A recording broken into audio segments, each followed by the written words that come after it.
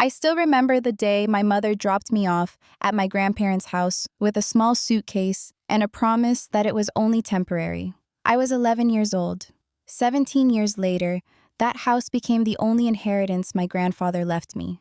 And now the same woman who abandoned me showed up demanding half of it. She had not called me in 17 years. But when Grandpa passed away and left me everything, she appeared within 2 weeks. Before I continue, let me know where you are watching from by leaving a comment below. If you believe in justice and standing up for yourself, hit that like button and subscribe to follow my journey. Now let me take you back to when I was 11 years old, when everything began to fall apart. Growing up, it was just my mother, Haley, and me. My biological father walked out when I was 3 years old, leaving nothing behind but a few photographs and a mountain of unpaid bills. We lived in a small apartment on the outskirts of Columbus, Ohio. The walls were thin, the heating barely worked in winter, and the carpet had stains older than me. But none of that mattered, because my mother made it feel like home. Haley worked 2 jobs back then. She waitressed at a diner during the day and cleaned office buildings at night. I remember waiting up for her, fighting sleep on the couch just so I could see her face before bed. She would come home exhausted, her feet swollen, her uniform smelling like grease and floor cleaner. But she always smiled when she saw me. We had this ritual every Sunday. She would let me help her cook dinner even though I was more of a hindrance than a help. I would stand on a step stool beside her stirring pots and pretending I was a famous chef. She would hum old songs while she worked songs her mother taught her. Those Sunday evenings were sacred to me. I remember one birthday, I think I was turning 8, she gave me a bicycle. It was not new. The paint was chipped and one of the pedals squeaked. But she had saved for 3 months to buy it from a neighbor. When she wheeled it out from behind the couch, her eyes were shining brighter than mine. She said she wanted me to have freedom to ride wherever I wanted, to feel the wind on my face. I rode that bicycle until the wheels wore down to nothing. She used to tell me just the 2 of us is enough. I believed her. I believed we would always have each other. Then Derek came along. Haley met him at the diner where she worked. He was a middle manager at some logistics company, recently widowed, with a son named Brandon, who was my age. Derek started coming to the diner every day, ordering the same thing, sitting in Haley's section. At first, I thought nothing of it. My mother deserved happiness. She had sacrificed so much for me. Derek seemed nice in the beginning. The first time I met him, he shook my hand like I was an adult. He looked me in the eye and said he had heard so much about me. He bought me an expensive Lego set, one I had been eyeing at the store for months. He took us out to restaurants I had never been, to places with cloth napkins and menus without pictures. I watched my mother transform. She started wearing makeup again. She laughed more freely. She seemed lighter, like a weight had been lifted from her shoulders. I was happy for her. I genuinely was. I thought maybe this was the beginning of something good for our family. 6 months later, Haley and Derek got married at the courthouse. There was no big wedding, no fancy reception. Just the 4 of us and a judge. I stood next to my mother in my best clothes, watching her say I do to a man I barely knew. Brandon stood next to his father, looking bored, playing with a handheld video game. Derek and Brandon moved into our apartment that same week. Suddenly, our small space felt impossibly cramped. I had to share my room with Brandon. I cleared out half my closet, pushed my bed against the wall, made room for his things. He brought so much stuff. Video game consoles, sports equipment, piles of clothes. My corner of the room kept shrinking. The changes started small. Brandon liked different foods than I did, so Haley started cooking his favorites instead of mine. Brandon needed quiet to do his homework, so I had to play outside even when it rained. Brandon wanted to watch certain shows, so I lost control of the television. I told myself it was normal. Blending families takes adjustment. I tried to be patient, but then the other things started happening. One afternoon, I accidentally knocked over a glass of water onto Brandon's game controller. It was an honest mistake. I apologized immediately, offered to clean it up. Before I could even grab a towel, Derek stormed into the room. He grabbed my arm, squeezed it hard enough to leave a mark, and yelled at me in front of everyone. He called me careless, irresponsible, a problem. I looked at my mother, waiting for her to defend me. She stood in the doorway, arms crossed, looking at the floor. She said nothing, not a single word. That night, I cried myself to sleep. Something had broken between us, something I could not name. The weeks that followed only confirmed what I feared. Derek never took me anywhere. He would take Brandon to baseball games, to the movies to get ice cream. I was never invited. When family photos were taken, somehow, I was always in the bathroom or outside. The pictures that hung on our walls showed Derek, Haley, and Brandon. I was invisible. Meals became lonely. Brandon would make faces at me when the adults were not looking. He would take the last portion of food even when he knew I had not eaten. When I complained, Haley would sigh and say I needed to learn to share that Brandon was younger than me by 2 months and needed more understanding. 2 months. She acted like he was a baby. I started eating dinner in my room, sitting on my bed with a plate balanced on my knees. I told myself it was my choice, that I preferred the solitude. But the truth was, I could not stand sitting at that table, feeling like a stranger in my own home. The breaking point came 3 months after the wedding. Derek had an antique pocket watch that belonged to his late father. He kept it in a glass case in the living room, polished it every Sunday, talked about it like it was the most precious thing in the world. I was forbidden from even touching the case. One Saturday afternoon, I was reading in my room when I heard a crash. I ran out to find Brandon standing over the shattered glass case, the pocket watch in pieces on the floor. His face was pale. When he saw me, something shifted in his eyes. Derek came running from the kitchen. He saw the destruction, saw Brandon and me standing there, and before anyone could speak, Brandon pointed at me. "He did it," Brandon said. "He threw it on the floor on purpose." I could not believe what I was hearing. I started to protest, to explain that I was in my room the whole time, that I had nothing to do with it. Derek did not let me finish. He grabbed me by the collar of my shirt and shoved me against the wall. His face was inches from mine, red with fury. "You ungrateful little brat," he hissed. "After everything we have done for you." Haley appeared in the doorway. I looked at her, my eyes pleading. "Mom, I said I did not do it. I swear. Please believe me." She looked at me for a long moment. Then she looked at Derek, at Brandon, at the broken watch on the floor. She took a breath. "I do not know who to believe," she said quietly. And then she turned and walked away. Those words shattered something inside me. I do not know who to believe. Her own son, the child she had raised alone for 11 years, and she did not know who to believe. That night, I heard them arguing in their bedroom. Derek's voice was loud, angry. I pressed my ear against the wall and caught fragments of the conversation. "Either that kid goes," Derek said, "or Brandon and I are leaving. I will not raise my son in a house with that troublemaker." I waited for my mother to defend me.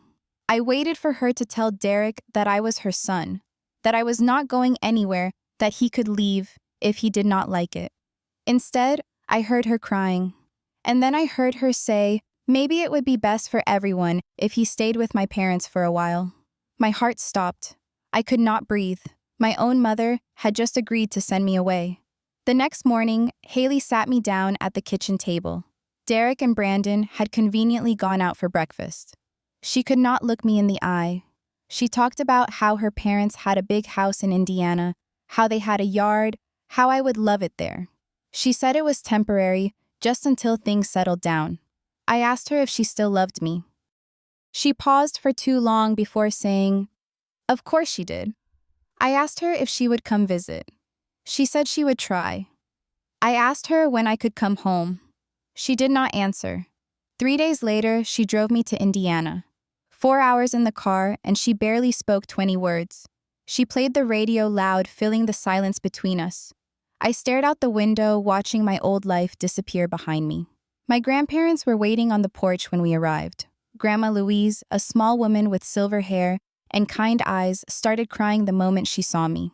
Grandpa Walter, tall and sturdy, despite his age, stood beside her with his jaw clenched tight. Haley stayed for 15 minutes. She helped carry my suitcase inside, made small talk about the weather, glanced at her watch repeatedly. When she hugged me goodbye, it felt hollow. She promised to call. She promised to visit soon.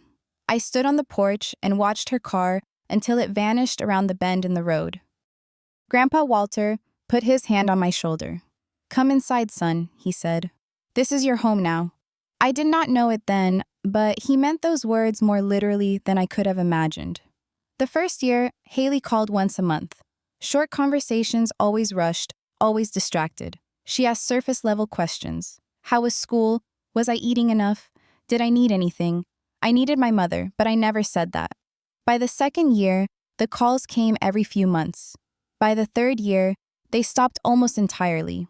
I remember my 12th birthday. I sat by the phone all day waiting for it to ring. Grandma baked me a cake. Grandpa gave me a pocket knife he had carved himself. But I barely touched the cake, barely looked at the knife. I just wanted to hear her voice. She called at 11 o'clock that night. The conversation lasted 5 minutes. She said she was busy, that Derek had a work event, that she would send a gift soon. The gift never came. My 13th birthday, she sent a card. No phone call. Just a card with a generic message and her signature. My 14th birthday, there was nothing. No card, no call, nothing. I asked my grandmother once why my mother did not love me. She held me while I cried, stroking my hair, and said some things in life have no explanation. She told me it was not my fault. She told me I had done nothing wrong. Grandpa Walter said something that stayed with me forever. He said the failure of a parent is never the fault of the child. He said some people are not capable of the love they are supposed to give.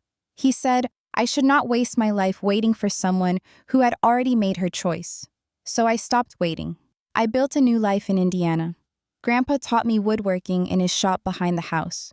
We spent countless hours there sawing and sanding and building. He taught me that patience creates beauty, that good things take time. We built birdhouses, bookshelves, a rocking chair for Grandma. Every piece we made together became a memory I treasured. Grandma taught me to cook properly, this time not just stirring pots, but understanding flavors and techniques. She read to me every night until I was too old for it, and even then, sometimes I would ask her to read just one more chapter. She baked apple pie whenever I was sad, said sweetness could cure most sorrows. Every Sunday, Grandpa and I went fishing at the lake nearby. We would wake before dawn, pack sandwiches and thermoses of coffee, and spend the whole morning in comfortable silence. Those mornings taught me that love does not always need words.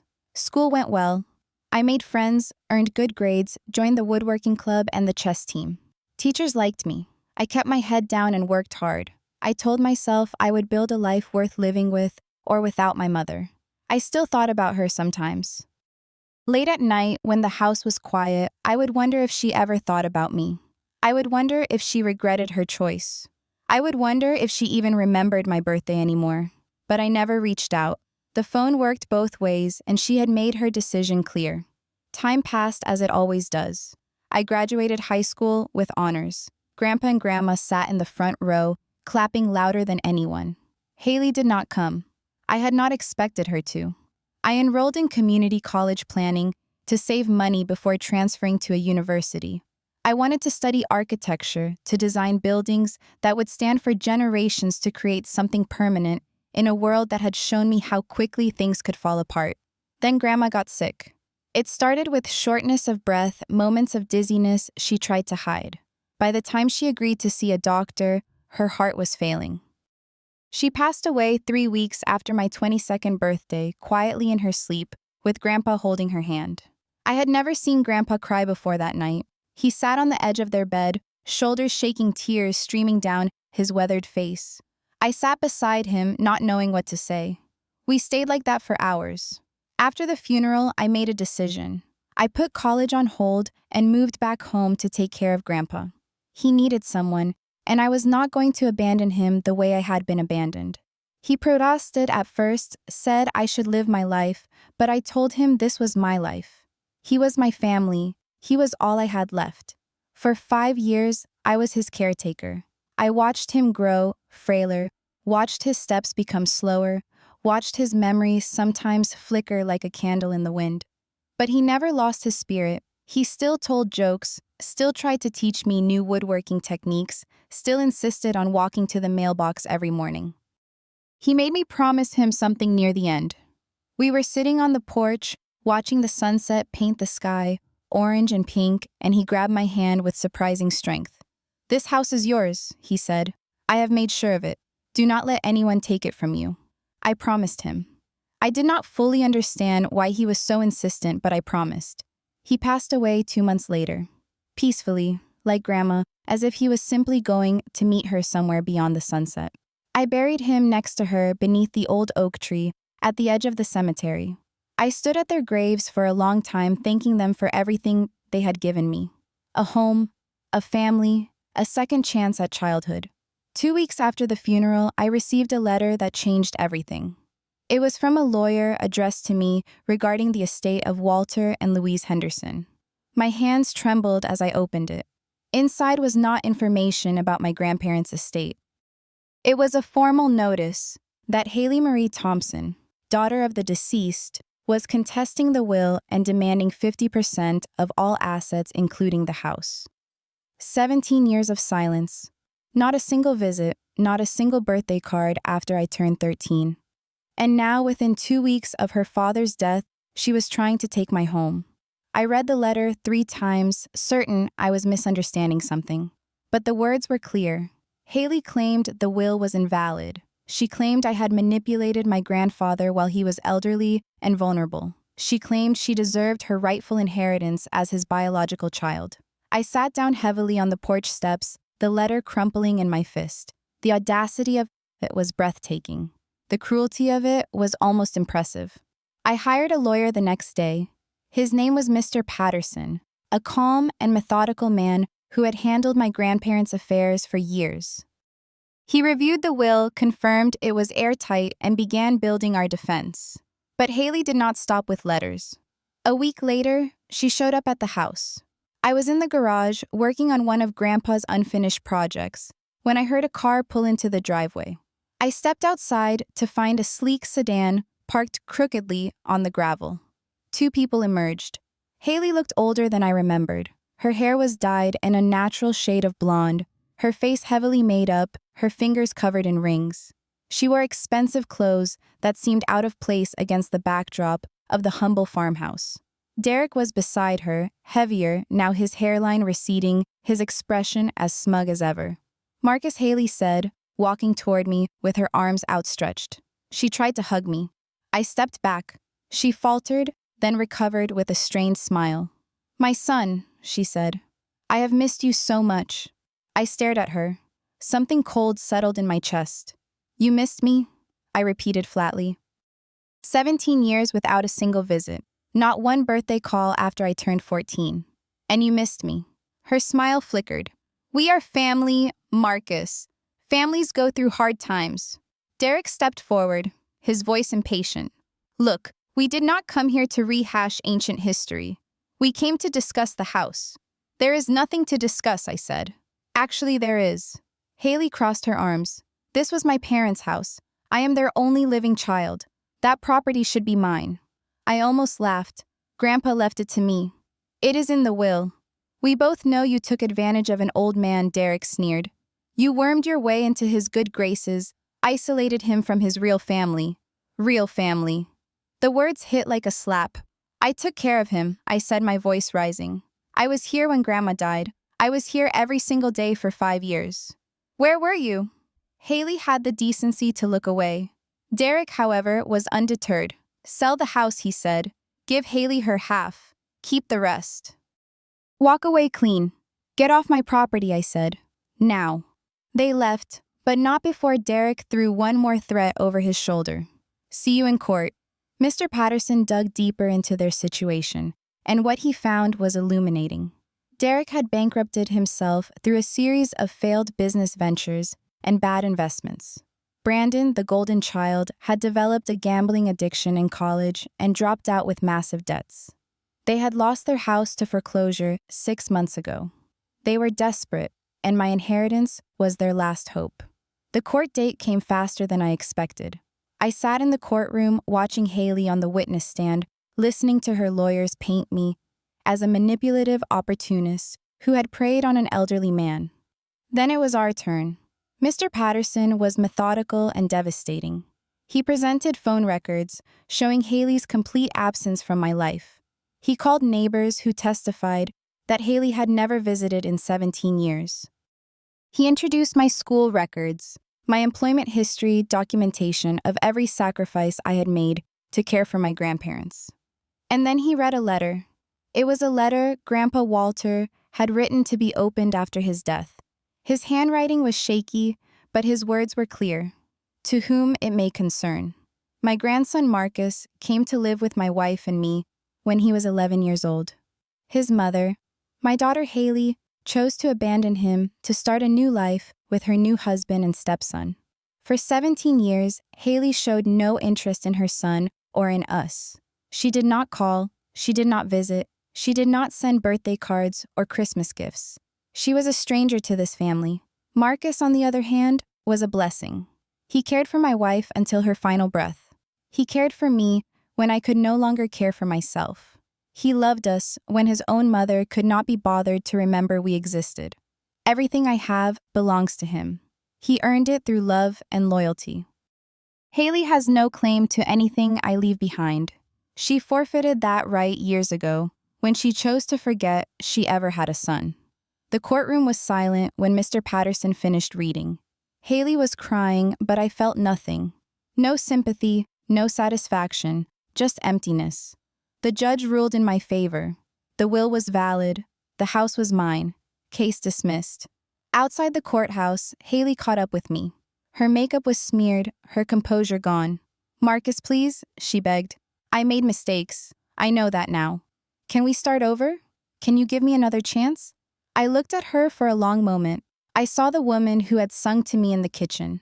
I saw the woman who had worked 2 jobs to buy me a bicycle. I saw the woman who had chosen Derek and Brandon over me without a second thought. "You had 17 years to ask for a second chance," I said quietly. 17 birthdays, 17 Christmases. You made your choice then, and I am making mine now. I walked away. She called after me, but I did not look back. The first few weeks after the trial were strange. I wandered through the house, touching the walls, sitting in Grandpa's chair, sleeping in the room where I had spent my teenage years. I cried sometimes, but not for Haley. I cried for the grandparents who had saved me. One evening, I sat on the porch with a glass of iced tea, watching fireflies dance in the twilight. I spoke aloud to the empty air. "I kept my promise, Grandpa. The house is still here. I am still here." Slowly, I began to rebuild.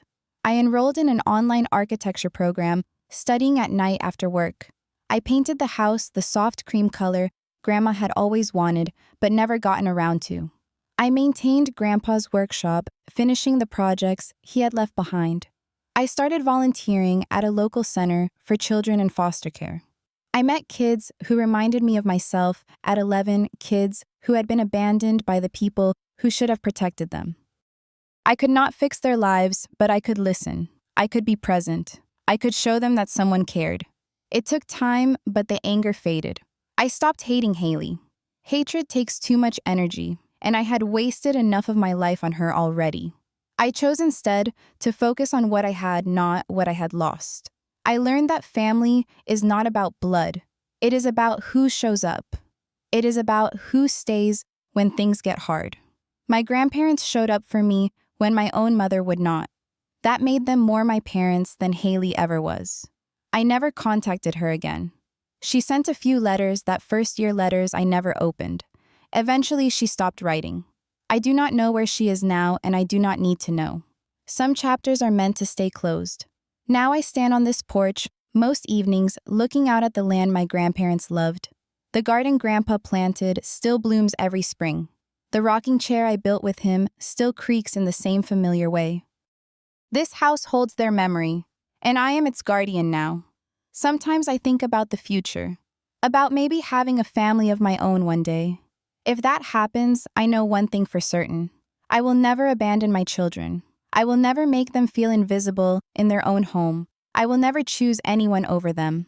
The pain of being unwanted taught me the importance of making others feel wanted. That is the lesson I carry forward. If you are watching this and you have been through something similar, I want you to know something. The people who abandon you do not define your worth. What you build from the ashes of their abandonment is what defines you.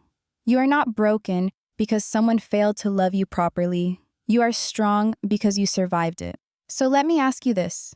Have you ever had to rebuild your life after someone you trusted walked away? Have you ever found family in unexpected places? I would love to hear your story in the comments below. If this video touched your heart, please hit that like button. It helps more than you know.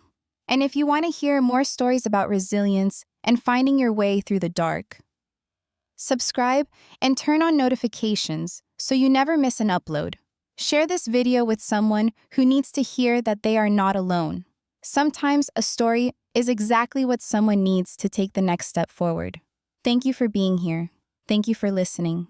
And remember, no matter what anyone has done to you, you deserve to be loved. You deserve to be chosen. And if the people who should have loved you could not see that their loss does not diminish your value, take care of yourselves. I will see you in the next one.